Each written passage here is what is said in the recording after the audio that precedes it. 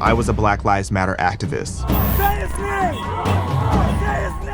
I was initially drawn to BLM because the media convinced me that thousands of black people were being shot and killed by racist white police officers.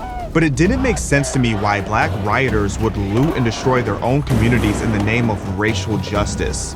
Whenever I'd raise a question about if all cops were actually racist or where all the BLM money was going, I was called a traitor and told to stay in line. When I stopped supporting Black Lives Matter, I was asked if I no longer supported Black lives. The reality is every murder is a terrible tragedy, regardless of the skin color of the perpetrator. That meant caring as much about children being caught in the crossfire of gang violence. It also meant listening more carefully to BLM's leaders when they told the world who they really are. We are super versed on ideological theories. We are trained Marxists. Well, Marxism is collectivism.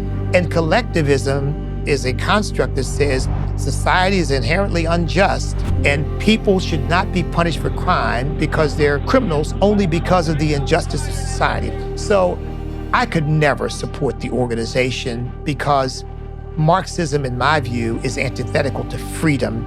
And freedom, in my view, is what has allowed Americans of every background to thrive.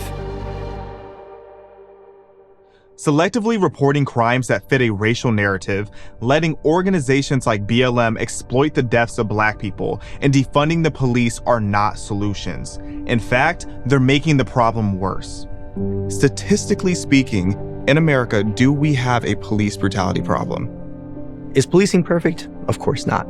There isn't a profession in the world that is completely free of abuse and malice and neglect and mistakes, right? The question is whatever police violence problem exists, is it on the level that the left says it is? And I think the answer to that is an unequivocal no.